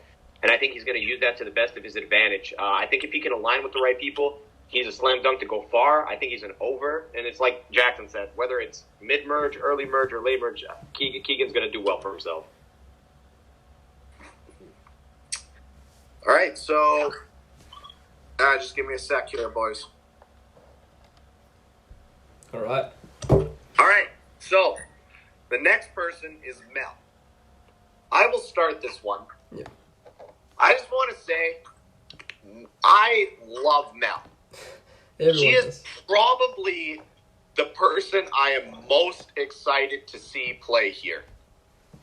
Mel is probably the most wholesome, sweetest, nicest person I know over Discord. Yet, I honestly think that she can get a little diabolical, which she's going to be so nice and she's going to be social out there in the game. But I really think that that's going to be a disguise, kind of, because I've never seen Mel play, but I know she's won a few games before, and she can be a very good player. And honest to God, I'm going to be the most high on her this season. I really think she has the potential to take the crown here. I'm going to go with the over, and I could not be more excited to see Mel play. I'm over the moon. Okay. Yeah, You go, Impish. Oh yeah, I was gonna say, dude, Mel is a slam dunk for me. I don't know her from anywhere but her interview, but I remember I was like, Fred, dude, her interview was like lights out. I think she's gonna bring it from a game aspect. If it's like you're saying, Jackson, that she's truly like the sweetest person that people know, she can present that side of herself to people while stabbing people in the back. I like Mel going forward a lot. This is gonna be a quick one for me. Just for the sake of time, she is an over, like easy over for me. Yeah, easy over. I've hosted with Mel, and I know what she's capable of. She's the sweetheart. She's likable, but she's also someone who admittedly is a risky player. But she's also at the same time come with that riskiness. She's not afraid to call a bitch out. She's not afraid to go to someone and be like, "Did you say my name?" She's gonna do that. She's not afraid of doing that, and people are gonna be like, "I'm sorry, Mel, I really want to work with you," and she's gonna vote them out. I think Mel is an easy over, and I think the only thing that could stand between her and the win is a risky move at the Island of Punishment, because she's a risky player. She's gonna go there, and she might take the bait and take the punishment, and that punishment could and might ruin her game. So I'm gonna say over. I think she's at a disadvantage too, like Rexy is with the time zone as well, because she's Australian and she's the only Australian on the tribe. Who are like the only other non-Americans? Would it be Daniel? There are several non-Americans. Or sorry, like non differentiating time zones on Sirius there? We have Rexy, we have Daniel, and we have, Mel. I think so. Yeah. Looking at it. I feel like yeah.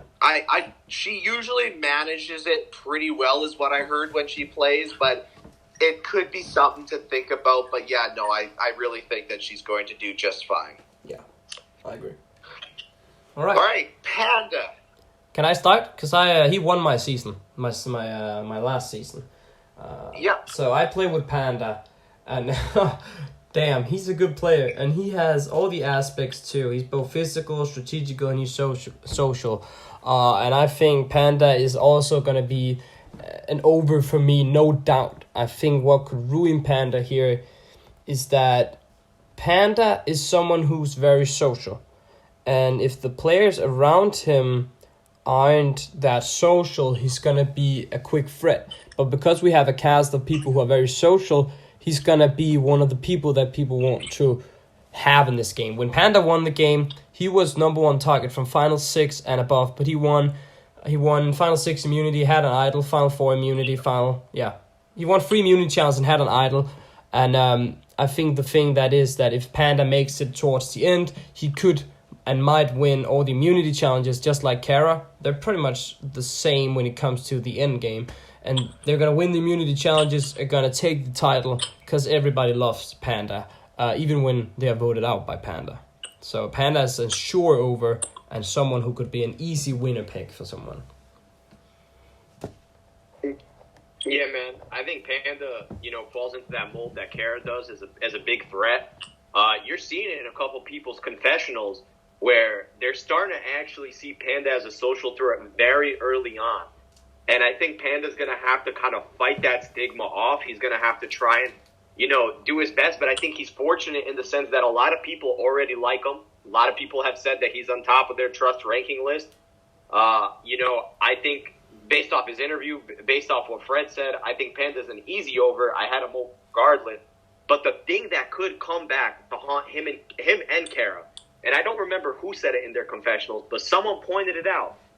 They said, I remember Panda and Kara had Ontario Gang in their names.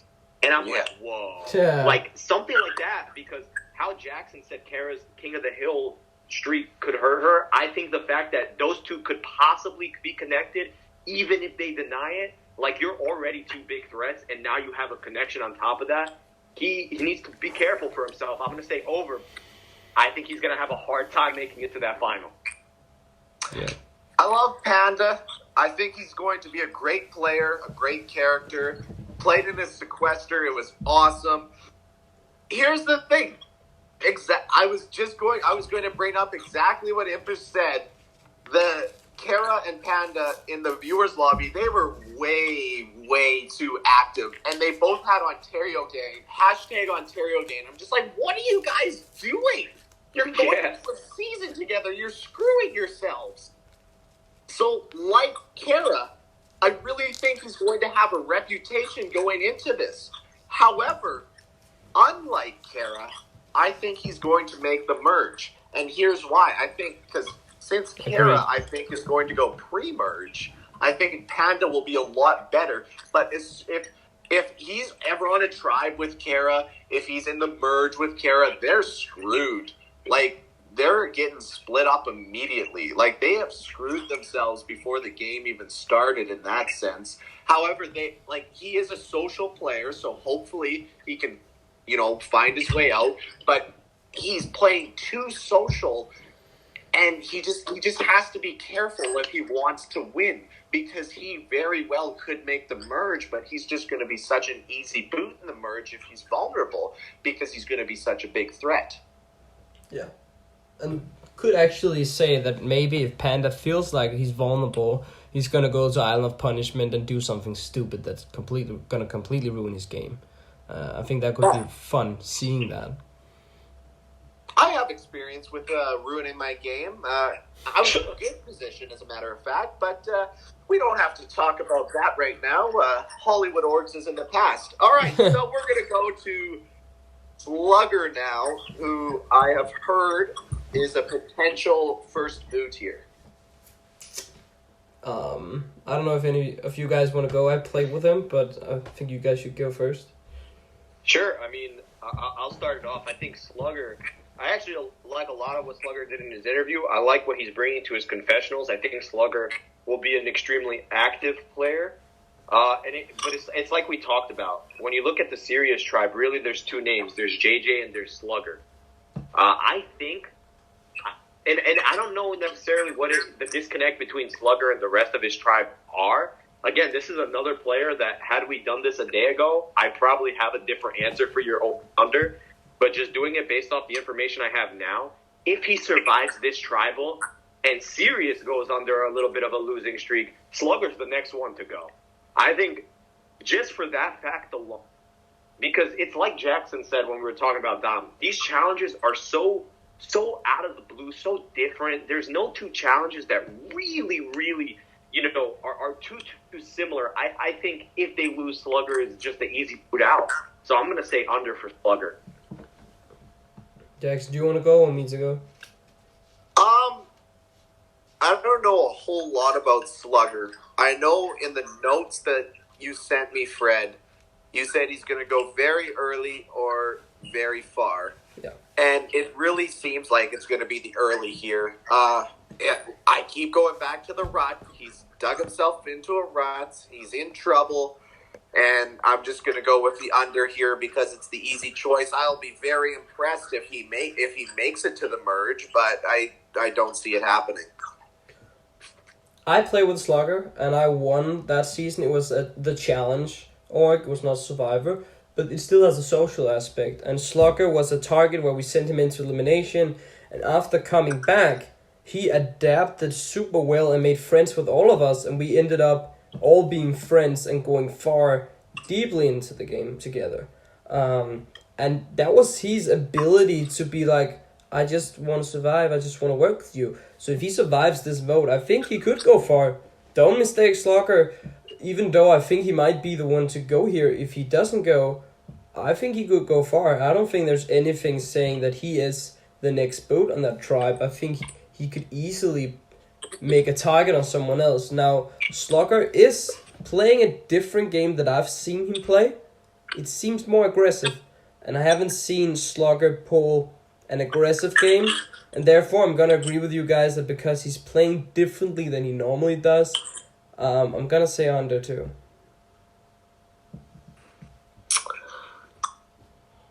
Alrighty, so the next is Vig. You can start, Jackson.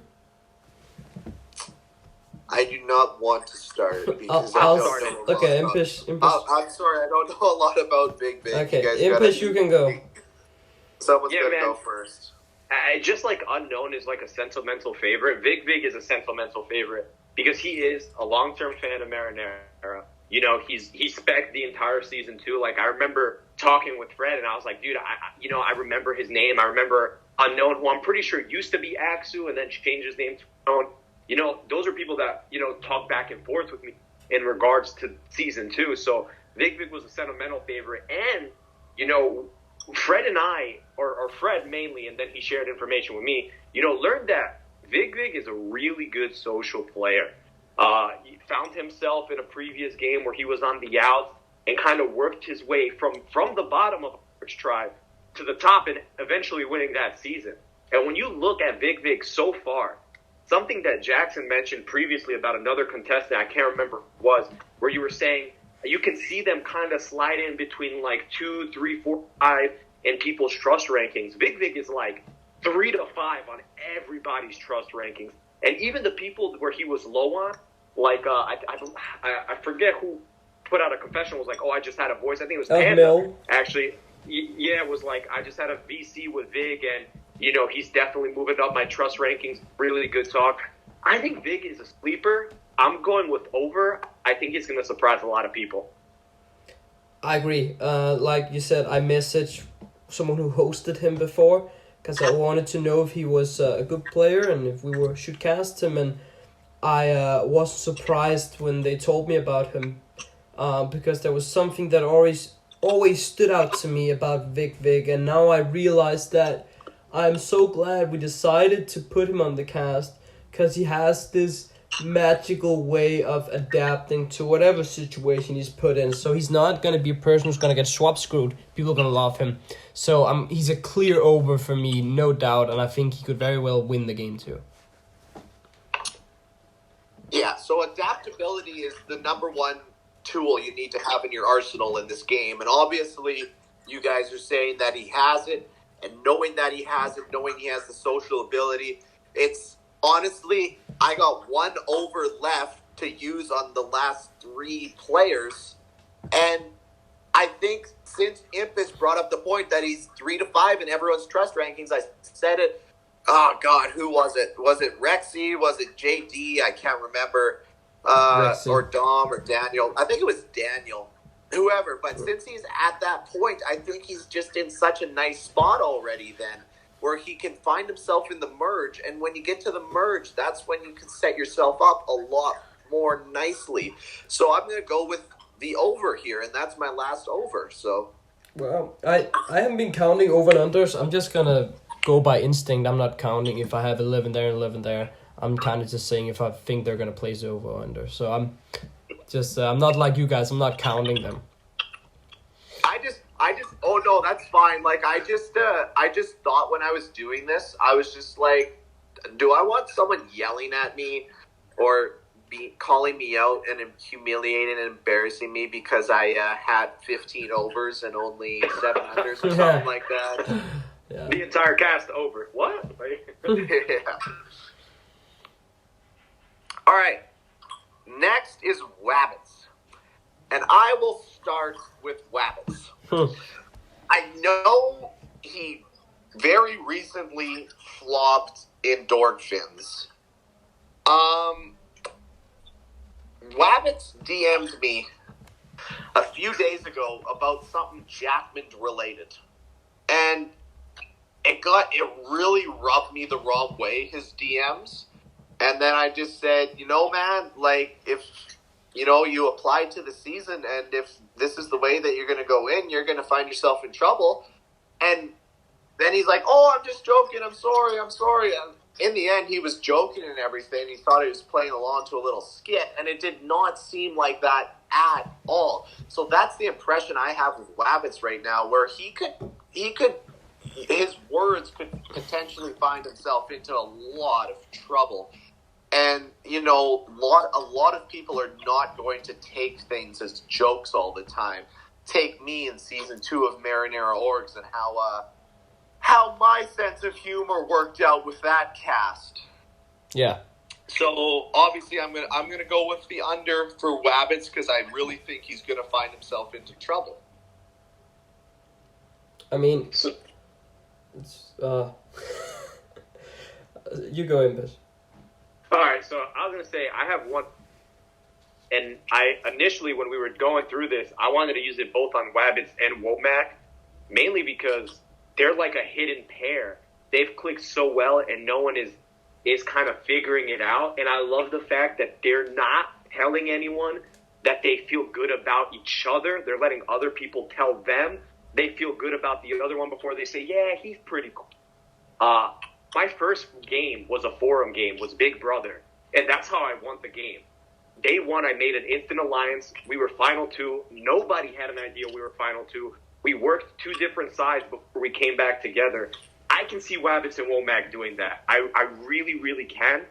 I think, like Jackson said, Wabbits has an interesting sense of humor, but if you get that and if you get past that, like, he's an actually good guy. I spoke to him before the season because we were kind of, like, active on the Dorfberg channel guide, like, viewers lobby thing. So we've talked before, and I get along well with him. I kind of understand his sense of humor, but I can see where he rubs people the wrong way. I think he's going to keep that in check for the season. I don't think he's going to really bring that out unless he gets that vibe that it's all right to.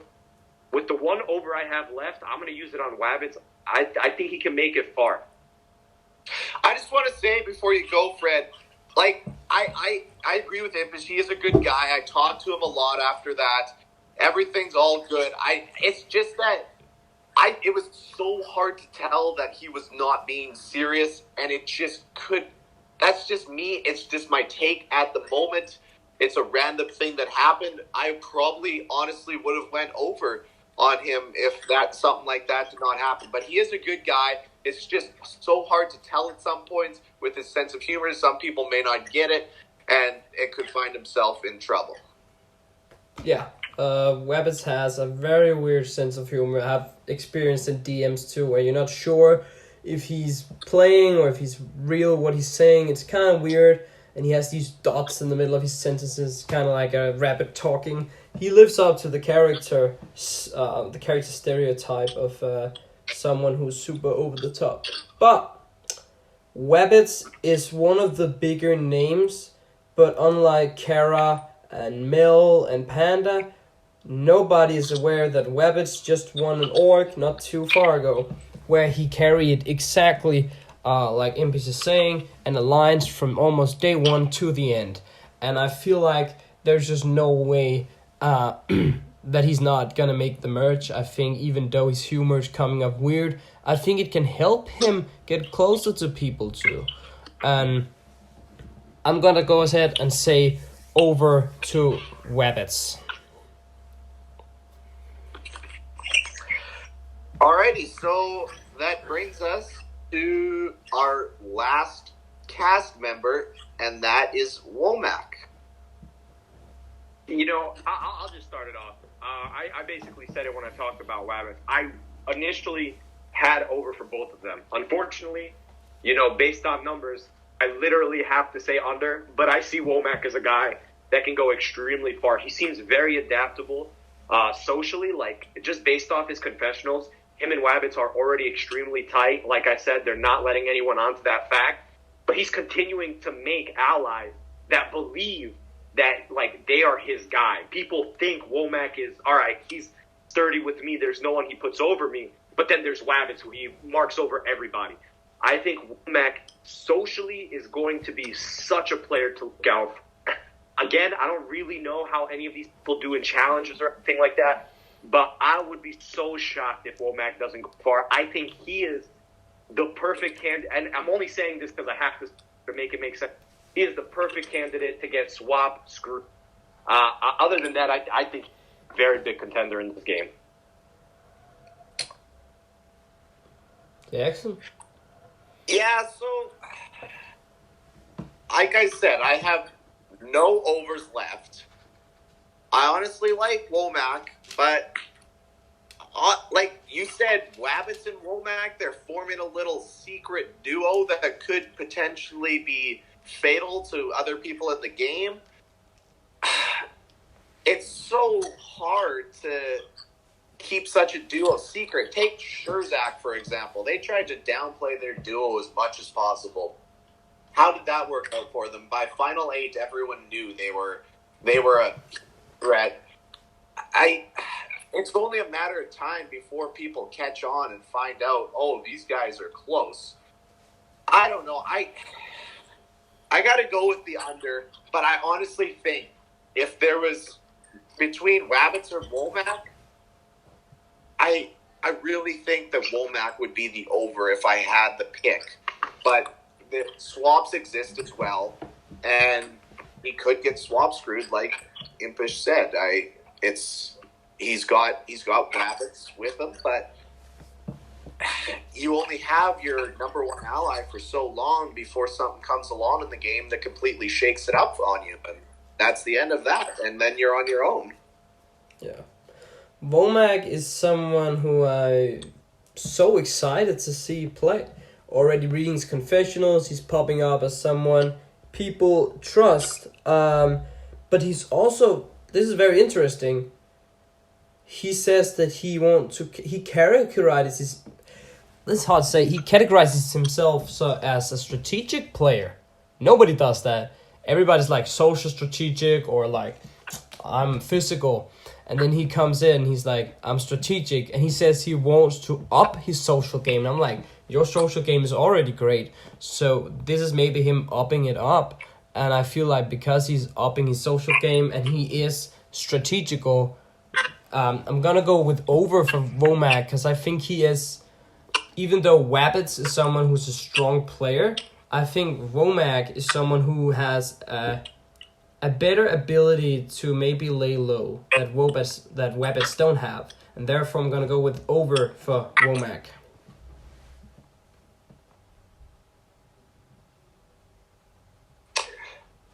Is that everyone? That's everyone. That is everybody.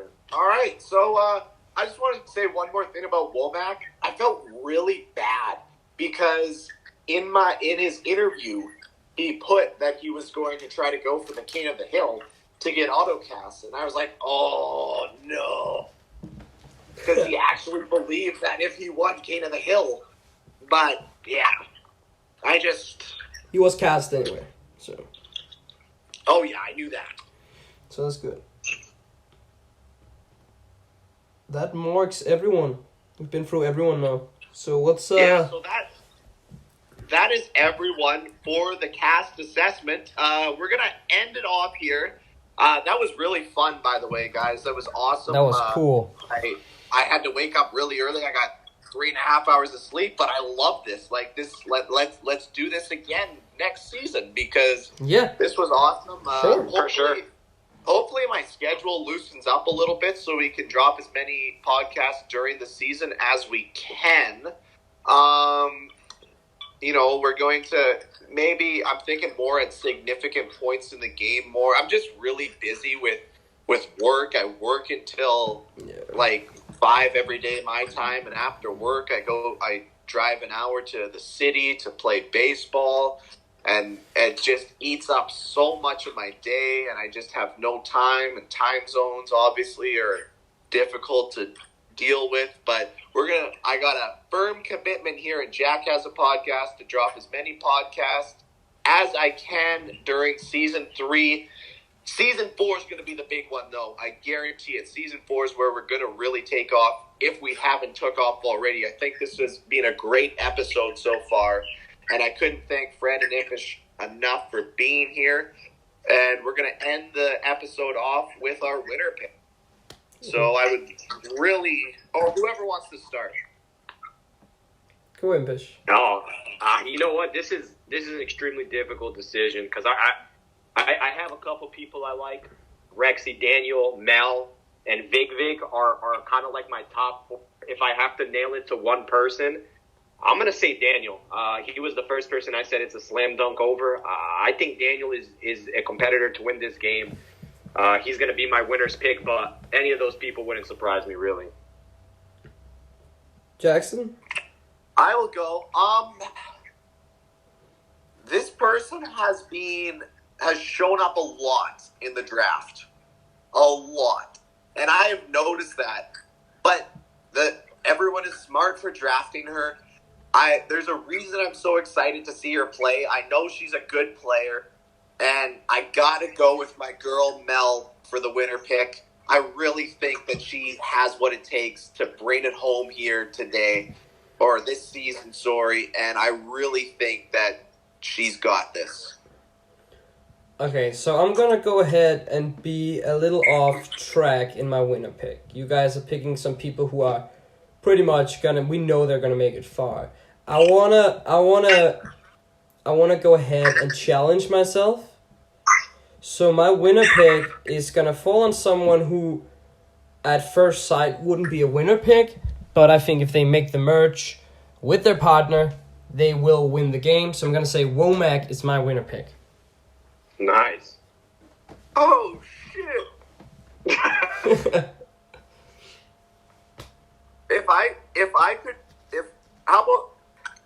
How about some contenders? How about, aside from your winner pick, essentially reveal your draft right now. Give us your draft. My draft, I have a friendly draft because I drafted 3 people who are the biggest names, and then Womack. So I drafted Mel, who's obviously going to do well. I drafted Panda, who I think is going to do well. And I drafted Kara, who I haven't been too keen on being able to do well because of her reputation. But I think if Kara makes merch, she will do some damage. So I hope she does.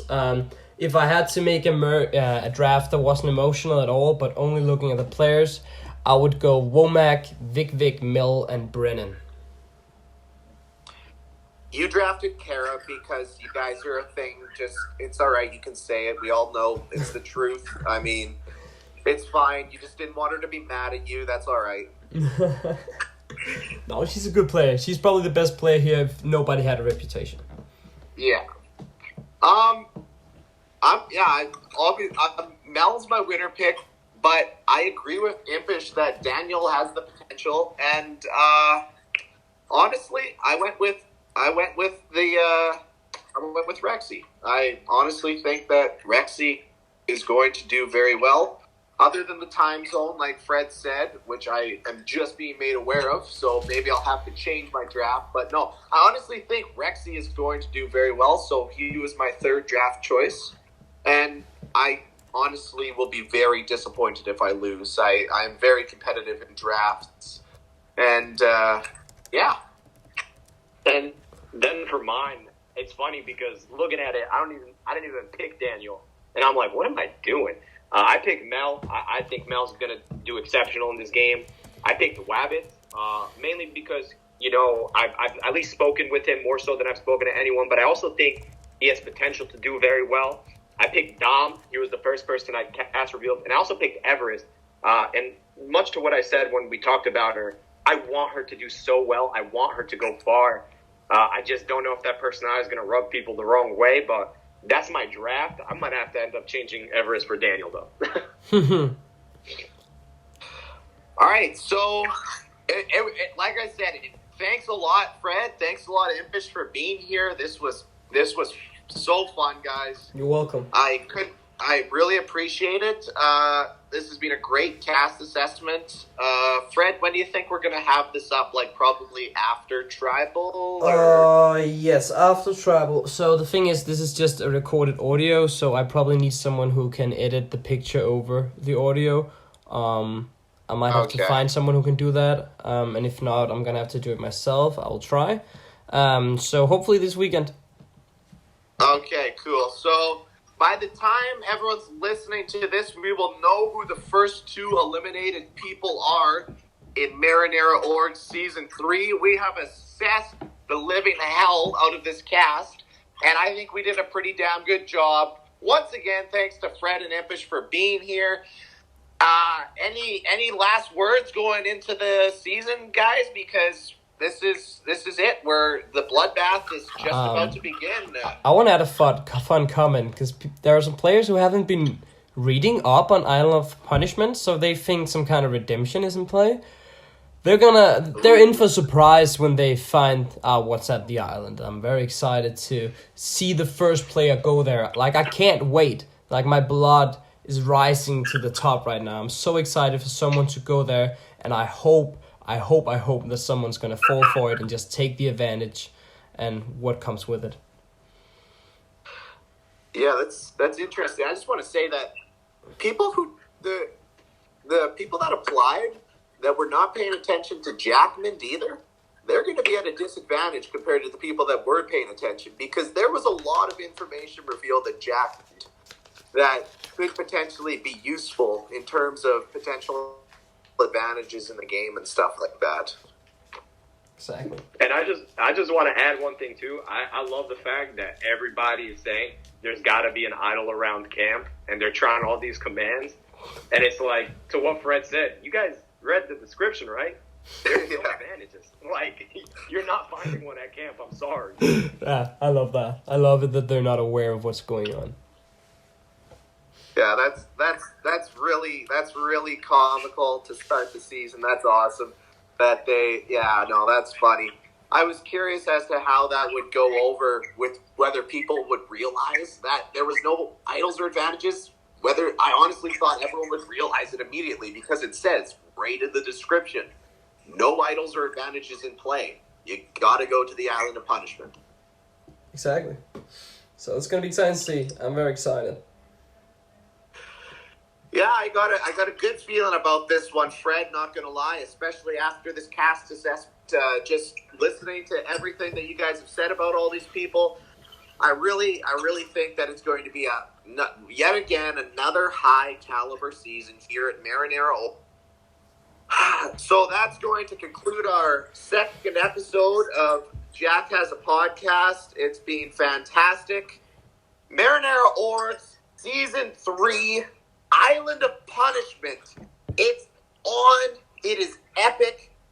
It is going to be big, ladies and gentlemen, and if you are not here for it, then I feel bad for you because you are missing out. Until we have another episode, we will let you all know when that's going to happen. With it, we here at JHAP Has a Podcast, thank you so much for listening. Have yourselves a wonderful day.